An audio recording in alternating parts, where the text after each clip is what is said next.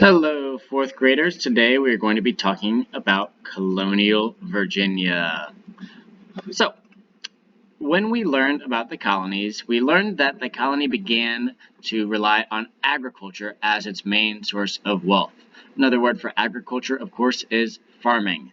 That's how most Virginians made money. It's how most Virginians made a living, whether they owned a small farm or a rather large farm. The main thing that was making lots of money in Virginia was tobacco. Many Virginians began to find that farming tobacco was an easy way to make money. They could sell that tobacco back to England as a cash crop. Now, a cash crop is just a crop that you grow just to sell. You're not using it yourself, you're selling it. And in the case of the colonies, many of those Virginians were selling tobacco back to England to make money, to get them wealthy. So, as colonists and as those people in Virginia began to farm tobacco, they started to rely on slaves to farm their tobacco for them. It was a cheap, inexpensive form of labor, and it allowed them to have people do all the work for them where they didn't have to pay them, which allowed them to make more money, getting more wealthy. And that reliance on slave labor would last a very long time. It's something that started probably around 1619, possibly 1620, and lasted all the way until about the 1860s in many areas of Virginia. So it lasted a long time, but not forever, obviously. We don't have slaves today. And those slaves would farm tobacco on those giant farms called plantations. They were just huge farms where tobacco was farmed. Now, not very many Virginians owned plantations, just a few did, but remember, they were massive farms. They were huge. There were some different ways that colonists got things that they needed in colonial times as well. So in colonial times, barter was one of the main forms of exchange. It's one of the main ways they got stuff that they needed. And another word for barter is just trading. Some examples of trading are, well, trading like down here in this picture, this fish for some grains of, it looks like corn or seeds of some sort. So you might trade one good for another good.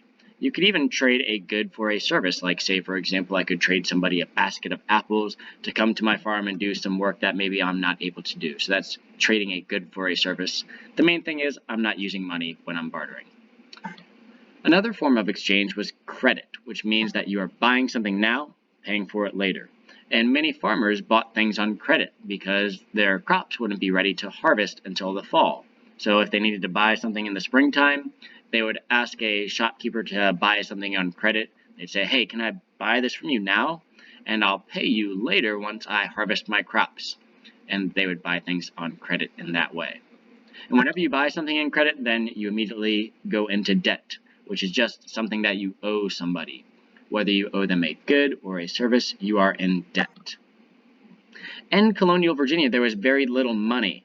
Money was printed and made over in England, so that means that they didn't necessarily have much in the colonies. It had to come all the way over from England. They weren't allowed to print their own money in colonial Virginia. So because there was very little money, there was no need for banks. So there were no banks in colonial Virginia. No banks. And with no banks and very little money, that made saving really hard. It was really difficult to save money like we do today. As the colony continued to grow, the cultural landscape began to change and become very unique. So whenever a group of people goes and settles in a new area, they're going to bring their culture with them. Culture are just their beliefs, religion, custom, things like that. And another part of their culture that they brought over was their architecture, which are basically just buildings, right? When they move to a new area or when a group moves to a new area, they're going to bring all their culture with them, including architecture, how they build things.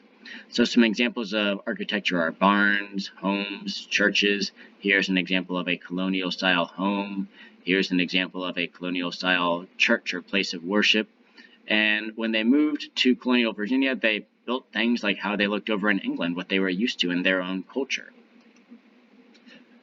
Another thing that was influenced was, of course, the way they named places. So some places were named based on English names. Some places were named based on names that they already had. So they may have been named after American Indian things, because American Indians were already living in Colonial Virginia.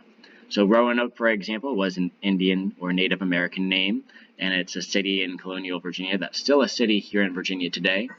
Whereas Richmond is an English name. It came from the English culture. So places were named based on different cultures, which made Colonial Virginia a very unique place, culturally speaking.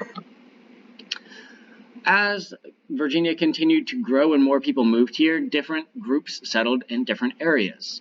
The English, being that it was their colony, took some of the best areas for themselves. They moved to the coastal plain where it was really easy to get to. We have all these nice rivers, the Chesapeake Bay, really easy for boats and ships to travel, and had some pretty good farmland too. And then as they continued to come to Virginia, they expanded to the Piedmont region as well, where it had some really great farmland for farming tobacco and other things. And with the English, they also brought over the Africans, right? The Africans were forced to live where they worked. They worked on plantations as slaves, so they lived where the English lived. As the colony continued to grow and as time went on, new groups also came over to Colonial Virginia.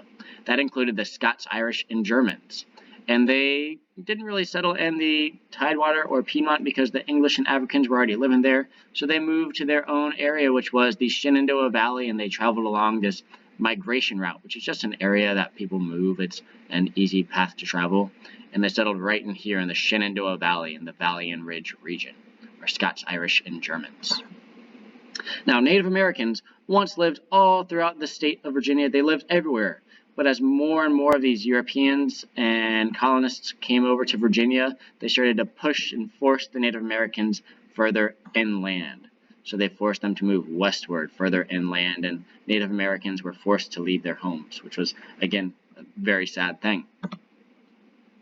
Now, daily life in the colonies was much different than it is today.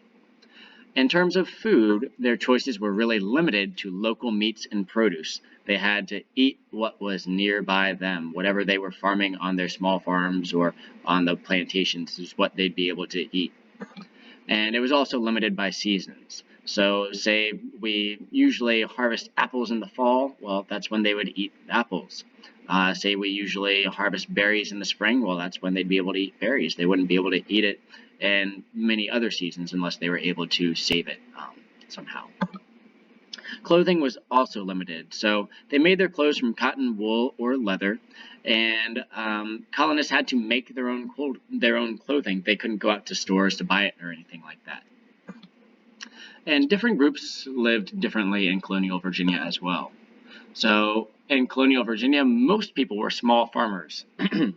That means that they farmed for food, they owned like their own plot of land, but they weren't really farming to get wealthy or anything, they were just farming to get by.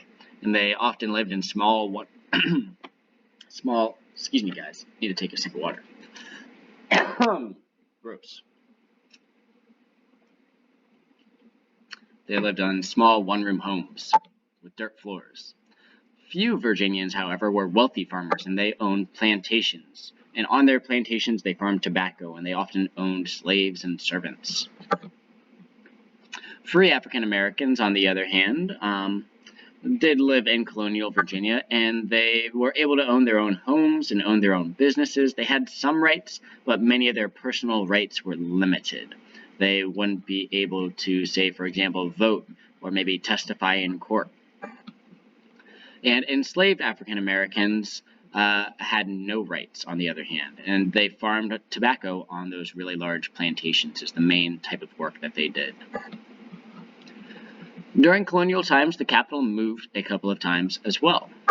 So the capital started out in Jamestown, the first major city of Colonial Virginia, but over time they realized that, hey, that was a poor location.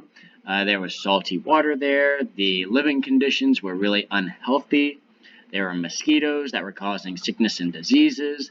and there were frequent fires that burned down wood and brick buildings at Jamestown. So over time, the colonists got wise and they decided to finally move. And they ended up moving to a place called Williamsburg in 1699. And they chose that location because it had higher ground, the water was more fresh, there were better, healthier living conditions, and safer homes that were made more of brick and things like that, so there were less fires. And over time, they moved the capital once more to Richmond in 1780. And they did that for a few reasons. One, because the population was moving west. Two, it was a central location, which meant that it was easier for everyone to get to. Not only that, but it was also inland, which meant that they were able to protect themselves from British attack. Now, in the 1780s, the colonists were at war with Great Britain as they were trying to gain their independence, which we'll learn about later. But that's another reason why they moved the capital to Richmond. And not only that, it was also along the James River, which meant that it would be a good location for trade and commerce. So that is all that we learned about colonial Virginia. I hope this has been helpful as a quick little review. Thanks, guys.